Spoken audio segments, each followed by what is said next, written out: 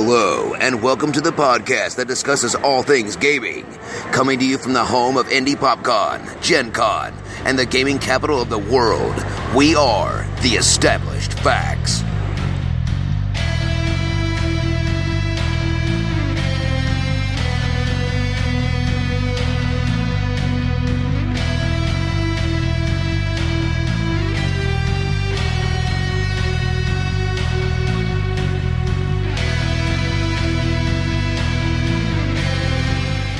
I'm sorry. Brad, this is a live podcast. Eventually. Keep it down. Keep it down. You're waking the children. Check. 1, 2. You guys steal me Easter? No. No, not yet. Wow. Yeah. Don, you really need to watch your feet, man. I'm sorry. They've been saying that for years, and It's true. I think it's how I got my physique, was just lots and lots of feedback. No, that's the feed. Lots of feed. That's Oh, just the okay. feed. Got it. Check 1, 2. You're not a cow or horse, so not like we're continually feeding you. Yeah. Awesome. Thank you. Ooh, photo.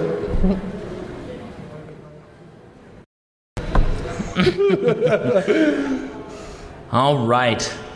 Good afternoon, PopCon attendees. Sorry, I did that wrong. Good afternoon, PopCon attendees. Welcome to the food court at the Indiana Convention Center and PopCon 2019. We are The Established Facts. I am your host, Big Don. And this is Josh.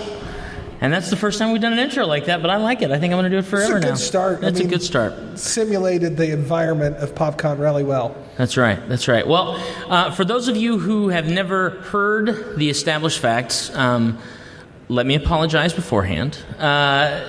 It's going to be funny. We're going to have a good time. And, we're totally down for live feedback, obviously, as when we were doing our mic checks. That's exactly what we got. You're setting a high standard for us, though, Don. No, I'm just trying to set the ground rules for madness. Okay. Yeah. That's fair.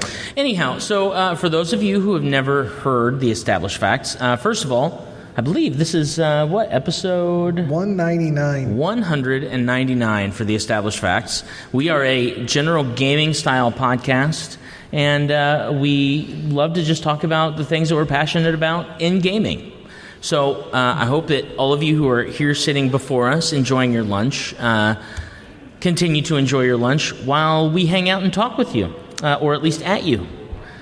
All right, so Joshy and I were kind of kicking around some different ideas for episode 199. Of course, we've got episode 200 coming up, which we're really excited about. We're going to be doing it here at PopCon.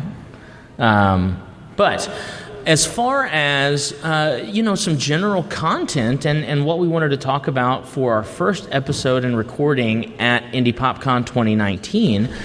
it's PopCon Indie now? PopCon Indie 2019.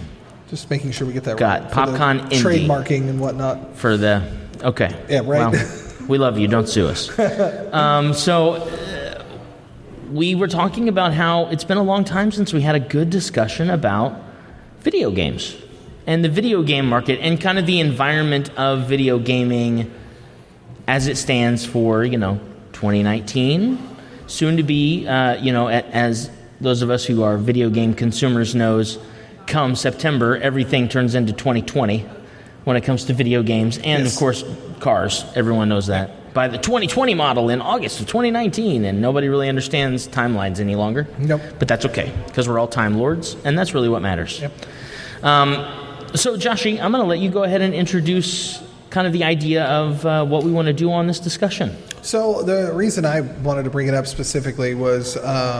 depending on when this drops, either E3 will have happened or E3 is about to happen. Gotcha. And that's the Electronic Entertainment Expo out in Las Vegas, and it is almost always geared around the video gaming industry. Right, and how awesome Microsoft is. We all know that. Well, you know that. Though an interesting bit of news on that. I'll bring that up. So... the conversations have already started with both Microsoft's next generation Scarlett console and Sony's PlayStation 5 console the conversations are already ongoing about what we're going to expect in the next generation console. And it's understood that those are coming in 2020. Now, at least specifically from Sony, next year is the current plan. However, Sony will not be attending E3. Really? Yeah. They just didn't get the party invite?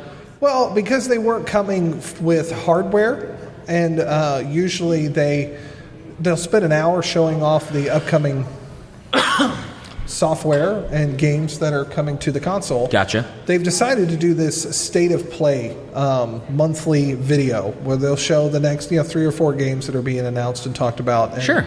I think they're going to do one during E3 week, but it's specifically a YouTube thing. So now that you at least have an Xbox One in your house. That is true. And I have played it at least once. That's good. And I, of course, have the PlayStation 4 Pro and also an Xbox One X.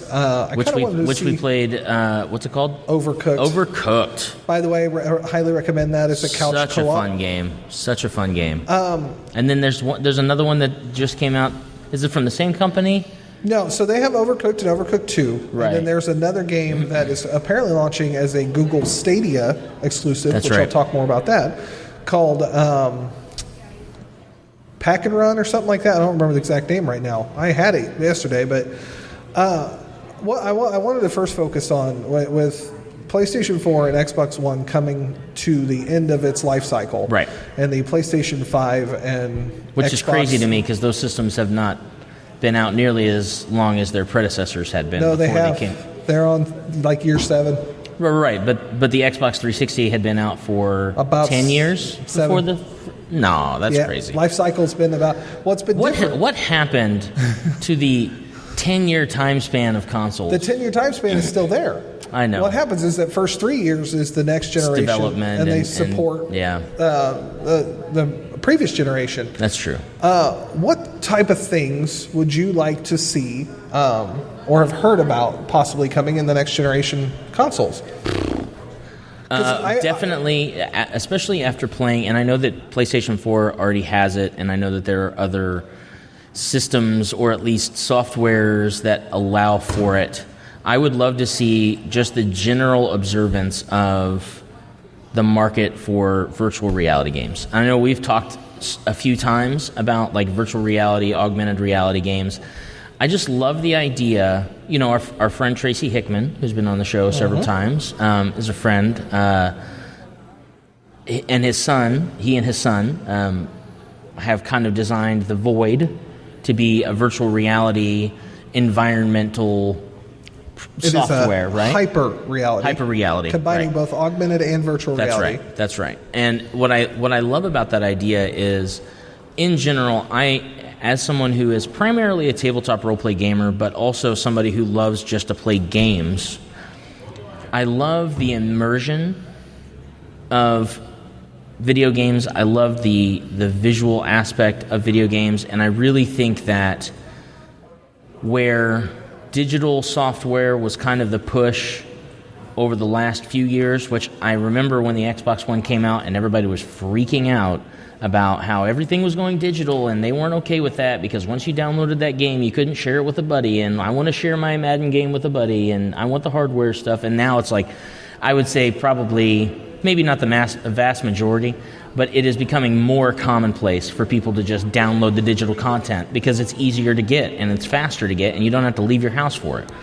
So I think it's really funny to see how things have turned towards, a more primary digital format, and I think that VR is something that will only add to that experience because it will allow you to, instead of playing the first-person, Skyrim with your controller in your hand, you can play the first-person Skyrim with a visor on and 2 gloves that have, whether it be mocap or tracking balls or something like that on it that will allow you to then manipulate the innards of the game and get a more organic experience in your gaming.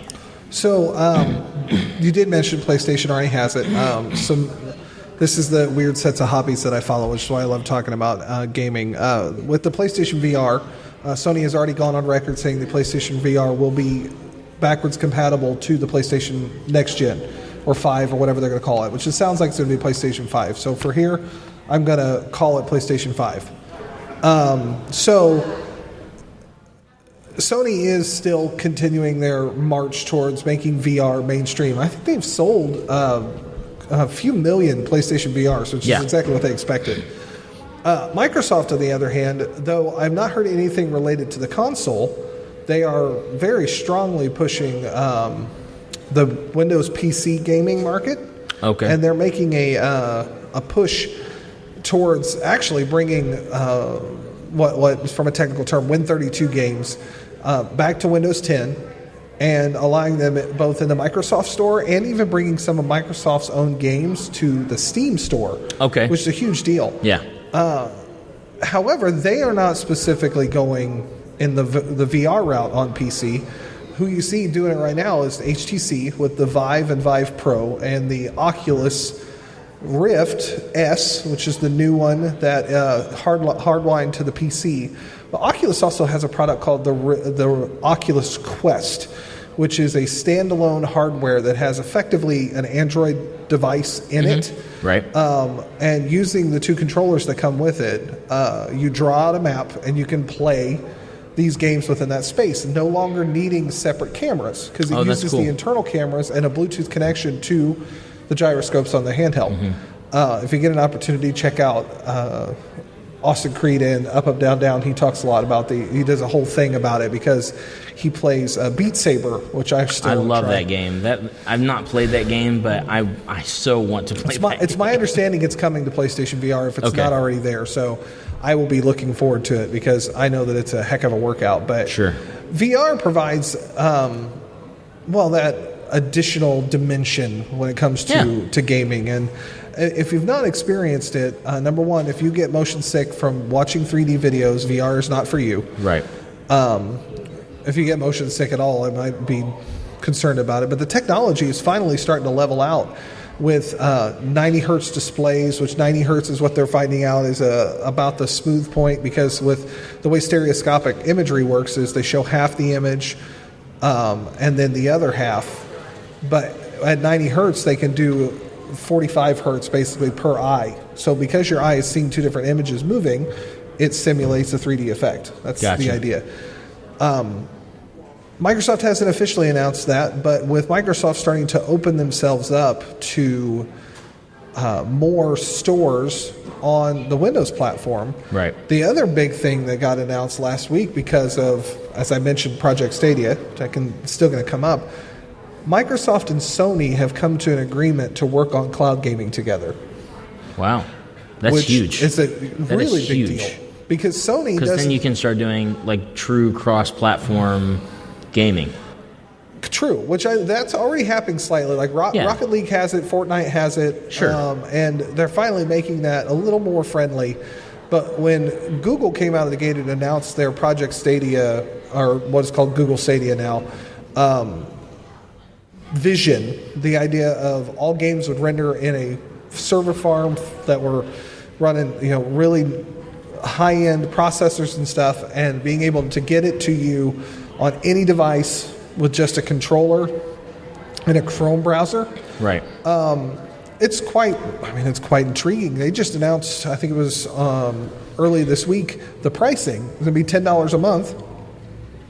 You can also sign up for their Founders Edition, which gets you the controller, a Chromecast Ultra, and 3 months of the service, and a copy of Destiny 2 for $130. Yeah, that's huge. And the idea being that the controller actually hooks up to the Wi-Fi. Right. So it's actually directly controlling the server via the internet instead of being connected to a console. And you're streaming the game with your Chromecast or your cast-capable television. Like, you don't need a console anymore. The consoles are going to be consistently upgraded in the cloud. You're doing it for a service fee instead of paying $400 every 6 years or 4 years. Because you mentioned that it's not been that long. Well, because this year has been this generation has been an iterative generation with the Xbox One and PlayStation 4, and then the Xbox One S and the PlayStation 4 Slim, and the Xbox X and PlayStation 4 Pro. That's true. They have gone more like cell phones this time around. Yeah, but it's absolutely. still been almost 7 years since the PlayStation That's 4 crazy. came out. It just doesn't seem like it's been that long, and maybe it is because of that. Maybe it's because they have been going through so many different iterations, because technology at this point is moving so quickly that things are becoming more either obsolete or more in demand at a faster pace than they have in previous years. America's impatient. I mean, that's true, but the world is impatient because it's not just a platform that's played in America. I mean, True. it's a world. We're talking about a worldwide phenomenon here that where technology is growing at such a fast pace. I feel like more than anything, I feel like computer hardware and software have always kind of been pushed to the brink when it came to gaming. Like gaming in general, I feel like has kind of been of the forefront for technological development. Now, I'm not saying that it's solely the proprietor of why things have moved so quickly. I mean, I think the medical field is a huge reason that technology has moved so quickly. I think information technology is a reason things have moved so quickly. But I think that when you are looking at the phenomenon of the people that are affected by those things, I think it all really starts with the fact that gamers are pushing the market to come up with new ideas for consoles, new ideas for content, and they desire something more in an immersive situation than just, I'm going to sit in front of my television with a controller in my hand. I want to feel like I am involved in this more aptly than where I'm at now. Which kind of brings me to a question I wanted to bring to you.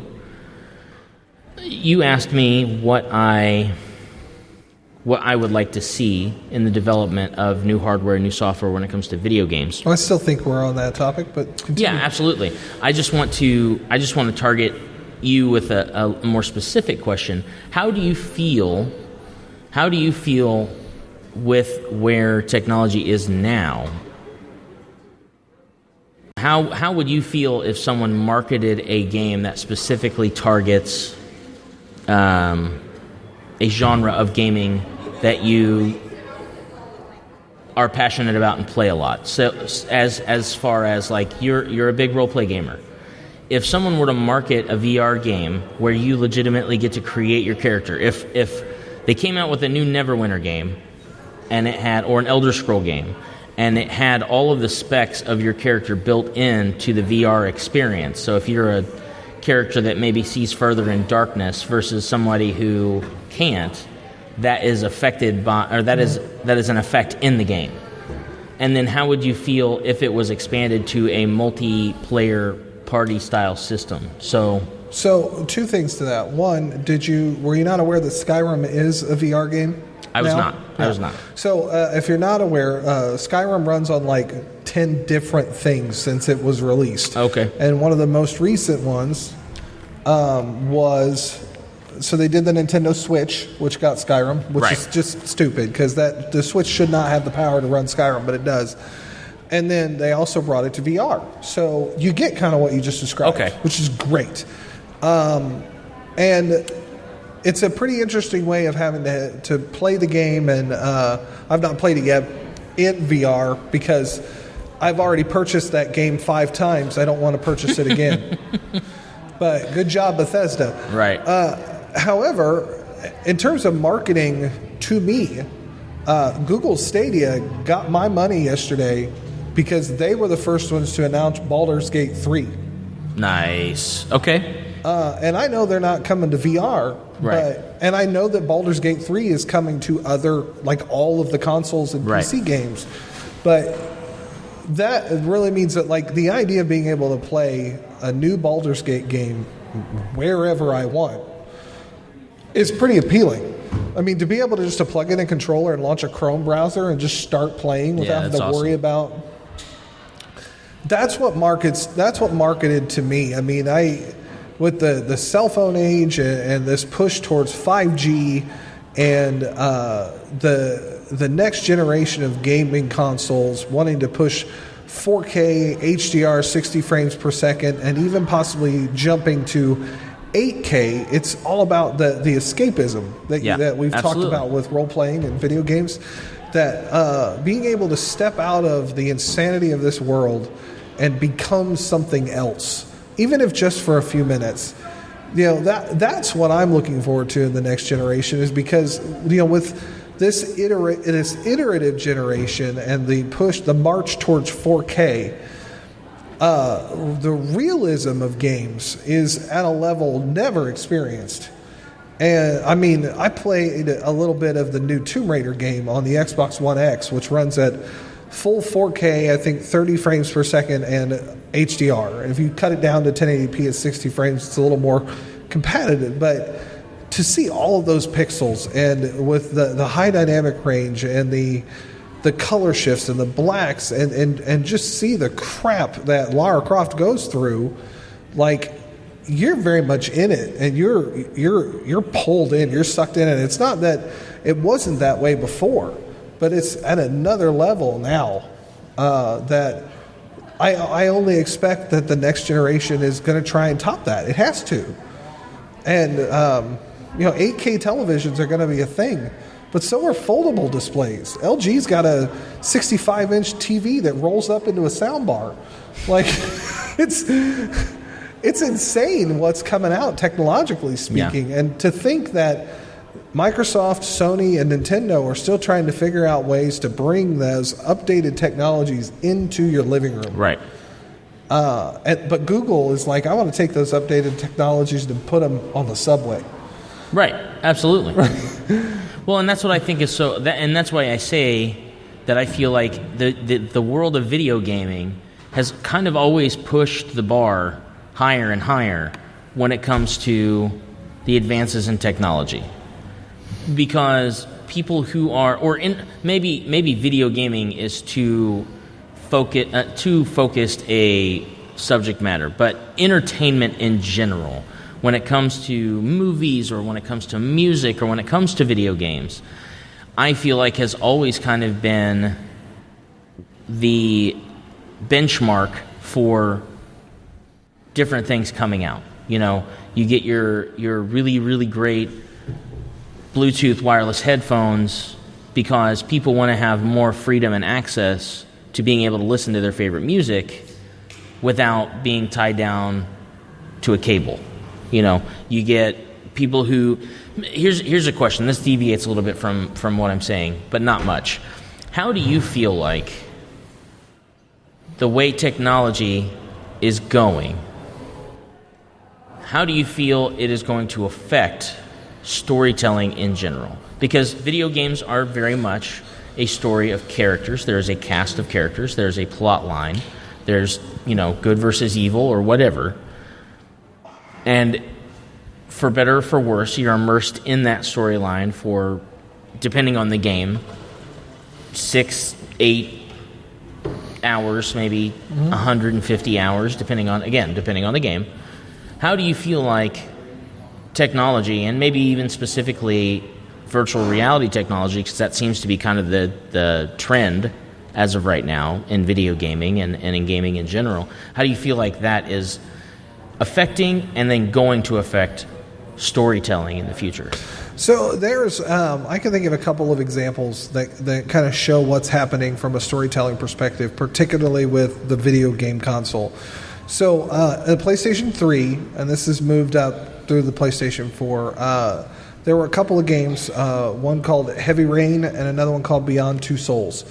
And Heavy Rain in particular was a detective game where you were not in VR. It wasn't VR at the time, but it had that first person feel where you would go to locations of crimes that have happened, and you are investigating and figuring out what is going on there, and based off the decisions you make, gear the story, just like you've seen with the Knights of the Old Republic series, anything from BioWare with the RPG and asking questions and changing how the entire story arc goes. Sure. Well, fast forward a few years, and Microsoft, on the Xbox, a game was released called Quantum Break. And with Quantum Break, there was a lot of motion capture of actual actors and actresses that we know and we see and you play the game and you do these certain things throughout the game. But based off how the fights go, or like if one person escapes or little bit of tidbits happen, you complete a chapter and then you literally watch a 25-minute TV show. Like cutscene. That's a full, actual, like filmed cutscene, Wow. not from the game, but of the same actors. So it's almost like a who was the company that used to do who did oh doggone it, I'm Mass Effect. BioWare. BioWare. So it's similar to, is it a BioWare style? It's kind of like that, but a little more action paced. But right. Yeah, it's a choose your own adventure video game. But there's like 6 or 12 different forks you can take.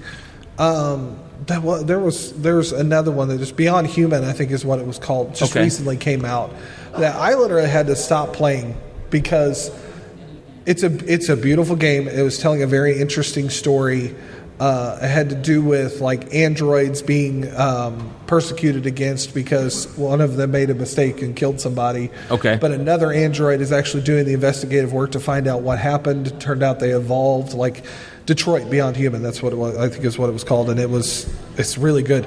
But they did a poor job of providing options of what you could do. Gotcha. Like you're playing this android on the run, and your only options were to hurt someone or steal something in order to do this next thing, to get another set of clothing. And very linear and somewhat limiting. And I think for something that portrayed itself as a big story-driven, to isolate so many choices, I think it eliminates the ability for storytelling. So what I think our new technology going forward is going to give us, especially with things like neural processing cores and artificial intelligence and stuff, is I think that games are going to gear themselves in such a way that they can utilize these new technologies to provide new choices and be able to react based off of those choices. So you may have an RPG, like they're working on a new Elder Scrolls game, Elder Scrolls 6, but they haven't given it a title yet. Right.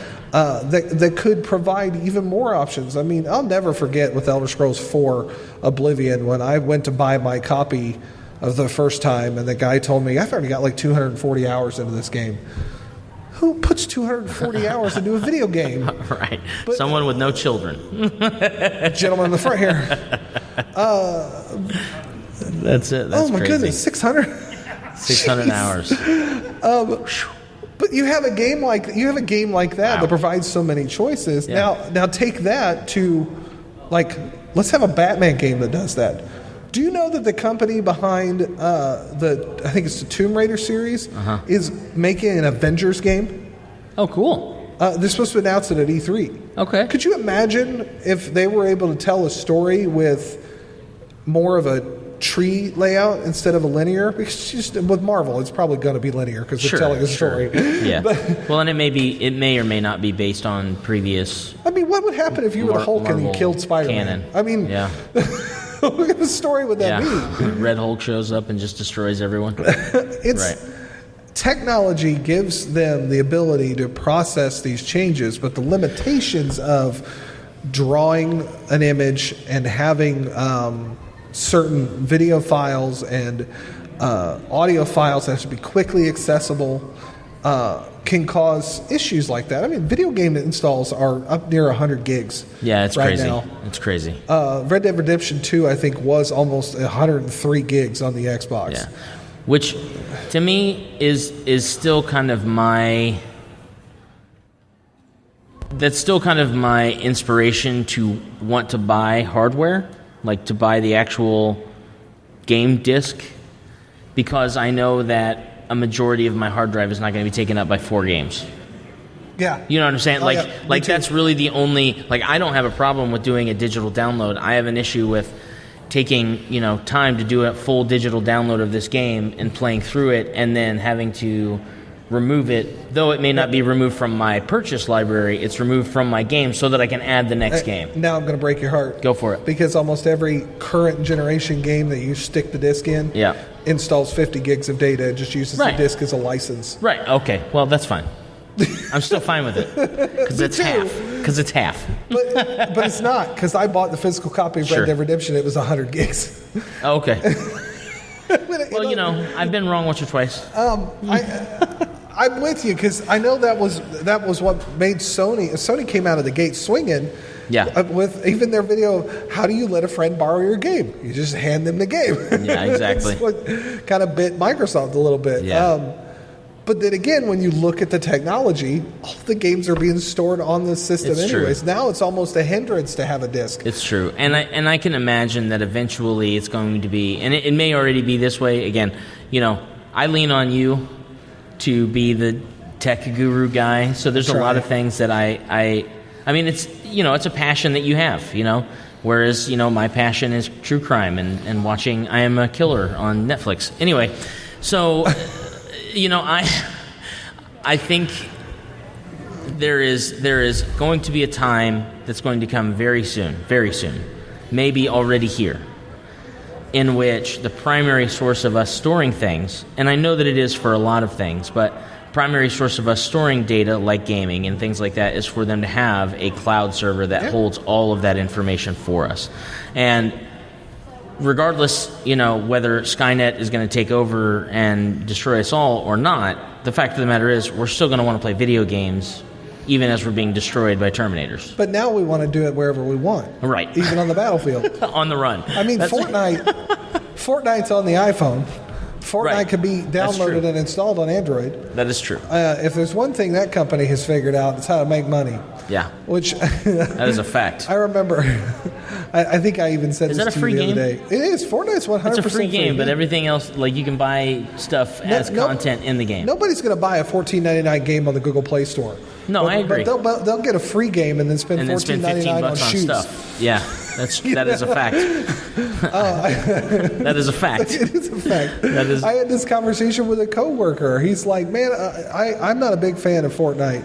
He plays Realm Royale, but they have the same kind of business structure and everything. He's like, "I'd have never spent $20 on this game, but I'll spend $20 on a dragon." Yeah. I can see that. The microtransaction world, it's amazing. But now take that to the cloud. If the game is sitting there running in a cloud engine, and somebody goes, I'm gonna buy the dragon kite or whatever, it's just there. I mean, it's a set of numbers and it's go bloop, and you don't have to download it. You're already on the system that has it. Right. A little bit of binary programming, slide it right over, you're good to go. Aha. Yeah.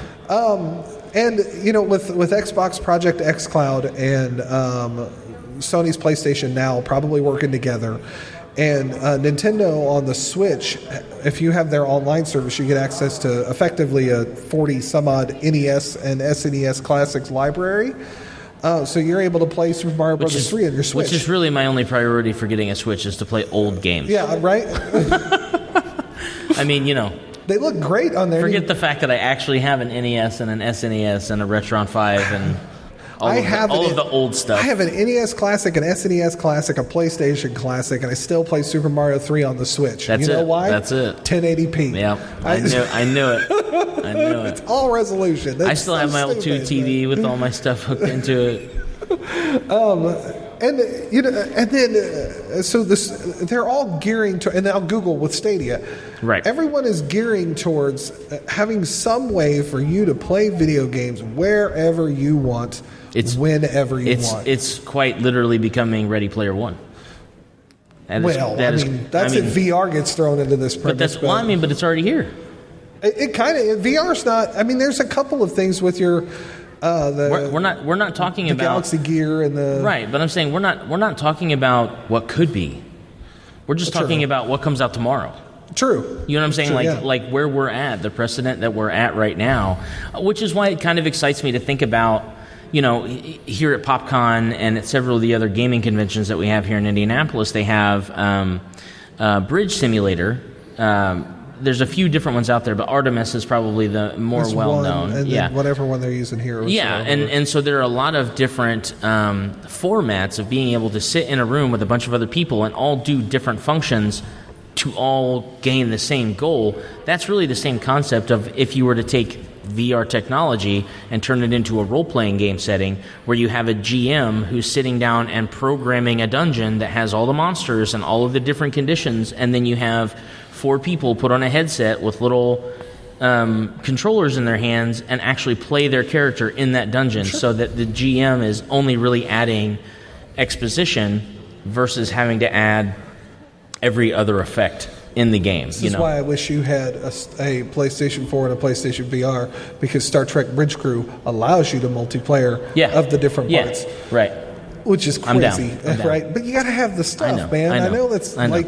I am down. $600. My finances are not. That's right. That's a fair thing. Yeah. So we're going to finish it up here soon, and kind of circling back around to the idea of what we're looking forward to about the next generation. And with knowing that things are moving towards the cloud, they are still working on a console. Yeah. It's going to be high power. I mean, Sony's already reached out and said that things that they're going to do include like the ability to do 8K gaming and 4K 60 frames per second HDR, using solid state technology for the drive instead of a mechanical spinner. Right. A Ryzen 3rd generation based octa-core processor and a custom GPU. Like, that's all stuff Sony has already kind of laid out there as this is going to happen. And I suspect Microsoft is not going to be that far off, because apparently AMD has figured out how to make all the video game manufacturers happy. But in the end, some of the cool features that I think should never go away are like being able to plug a headphone into your controller so you can listen if you need to shut your main audio off. Because we all, because, well, I mean, you and I, we have spouses, children that we want to sleep. Yes, it's super helpful. But I think now that we've been through this generation, I know that Sony has learned, and they are planning the PlayStation 5 will be backwards compatible with the PlayStation 4. Right. They are already planning that. Right. And Microsoft, one of their strengths right now is that the Xbox One is backwards compatible with the 360 and the Xbox. I suspect, because they figured that out, that their next generation is also going to be backwards compatible. Yeah. But now we're just talking numbers. Right. Like, that's the thing. I think it's very interesting sometimes bringing in that backwards compatibility discussion very quickly. I think it's interesting that there always seems to be this strange war in the developer's mind and heart as to whether or not they want to make a platform backwards compatible or not. Do we want to be able to play the old games, or do we only want to play the new games? And to me, I feel like the marketability for your console should be that if I want to sit down and I want to play every Halo game, I should be able to go back and play every Halo game. Now, that doesn't necessarily mean that I can play the original Xbox version on whatever the next Xbox Microsoft console is. Sure. But I feel like if the resources have already been allocated to make a version of that game, like they did the Master Chief Collection, using Halo specifically as an example, they have the Master Chief Collection. There's nothing that says they can't turn around and just re-release that for the next version, and it's going to have all of that updated content on it. Sure. I just think that it's kind of arbitrary to continue to have is this going to be backwards compatible or not? Well, I don't see why you can't make it backwards compatible and make that stuff available in your library, but maybe, people who want to play the games are going to continue to play the new games. Well, Sony's mistake on this last generation was that they was actually not on this, like the current PlayStation 4. That wasn't the mistake. The mistake was the PlayStation 3. And I love the PlayStation 3. But the PlayStation 3 cell architecture made it incredibly difficult to develop games for. And once they finally figured it out, they went back to x86 with the AMD processors that are in the next one. So backwards compatibility from the PlayStation 3 to the PlayStation 4 was near impossible. Right. The only way they were able to pull it off was with PlayStation Now and cloud gaming, because they took old PlayStation 3s and put them in the cloud. Right, exactly. And that's my point. The technology is there for them to do it. There's no reason to debate about it. You know what I mean? Like, if they do it in the cloud, correct. Right, that's what I'm saying. Yeah. There's a format for you to be able to be successful in this, and it's not going to take away from anything that you want to do in the future. So why is it even a discussion? It's a discussion because people want to know if they can take their Xbox version of freaking Knights of the Old Republic. That's true. The CD, and stick it in this console, and will it play? That's why it's a topic of discussion. That's true. I have a booklet true. of PlayStation 3 games. Luckily, I have a PlayStation 3 first generation that's still kicking and running that'll play the games. Right. But if it kicks out, I'm going to buy an old PlayStation 3 to be able to play them again, Right. or they're useless. Right. Because Sony, they should have, this is just my opinion, they should have been like, if this game is in PlayStation Now and you have the game, you should be able to put it in there, and they go, it's now in your PlayStation Now library. Yeah, that's true. But they haven't done that. I don't know if that's going to change in the future, but as the Sony fanboy that I am, that was a mistake on their part. I agree. I agree. So we're about at the end. Yeah. Real quick, one title that you are excited or anticipate the release of at this next E3. Again, I am still. I'm annoyed at the some of the decisions that have been made with the game, and yet I'm still excited to see what happens with The Last of Us Part 2. Okay.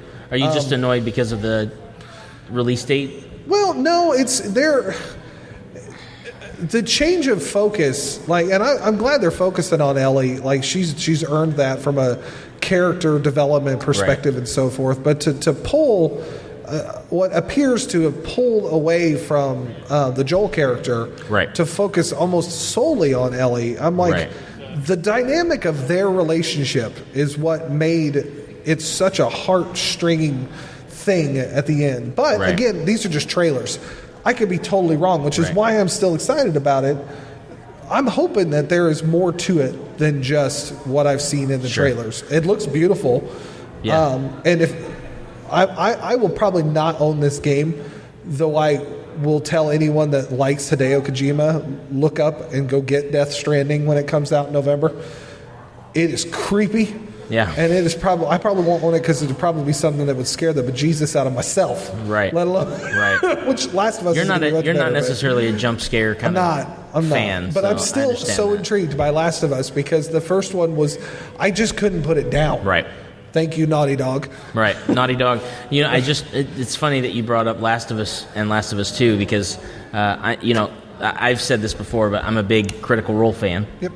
And Ashley Johnson, who Is Ellie. is Ellie, and she just recently, Critical Role actually has a show called Between the Sheets where they actually do interviews with some of the cast and some of the friends of the cast, and she was, the last one that they released was with Ashley Johnson, and she talks about The Last of Us 2.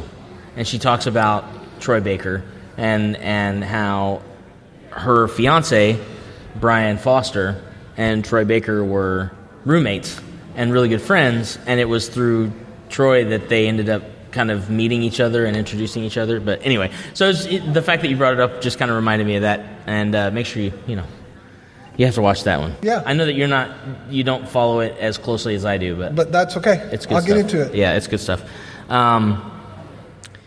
I don't know. The problem that I have with like new games coming out is I don't know what's coming out. Baldur's Gate 3 Right. looks incredible. I loved the original Baldur's Gate series. I've loved since Morrowind, the those Elder are coming Scrolls out, series. by the way. Yeah. Baldur's Gate 1, 2, the Icewind Dale PC Yeah. game, they're Oh, yeah. all coming to Those console are my jam. at the end of the Those year. are my jam. But I think I would like to. I really want to get caught up on like the Assassin's Creed series and the Halo series, and Odyssey I'd like to looks see really some new. good. Yeah, I'd like to see some new content from. There is a new those Halo guys. game coming. Yeah, that's probably going to be my Infinite. jam. Yeah. Halo Infinite. Yeah. So, anyway, I think that's a good point to close on. New games coming out. Halo Infinite? Halo Infinite. That Seems it. kind of strange. That doesn't seem ending. No, it's not. Infinite. It's forever. It's forever, and that's the way it should be, Josh. Okay. What, Halo Forever? That's it. Forever. Forever. We're now That's it. officially proposing to 343. You now rename the game to Halo Forever. Halo Forever. That's the next one. After Infinite, it's like the reiteration of Infinite is just Halo Forever. They didn't and even put numbers on it anymore. Halo Everlasting and Halo. Halo, are you tired of us yet? I mean, Cortana didn't work well in Windows, so they might as well bring a new game out after she went bat crazy on the last one. That's it. Well, anyway, we want to thank you guys so much for hanging out with us here at PopCon. We want to thank all of you that are here listening to episode 199 of The Established Facts. I do have, and this is a rarity, because sometimes it's hard for me to get one of these at a convention, but I do have a new established fact for episode 199. So if you are not familiar with the established facts, those of you who are here in the audience, at the end of every episode, we establish a truth or a fact to then be put into the ether for forever being known as an established fact. So, Halo established. Nice. I like that. I do not know. I do not have our episode 198 established fact for a recap for all of you folks, but for episode 199, we have established it slices, it dices, and it even Julianne's microchips. That's right. I did it. I did the thing. All right. Thank you guys so much for joining us. Will not. That's right. Thank you so much for joining us on episode 199. We love you guys, and we will check you later. Bye. Deuces.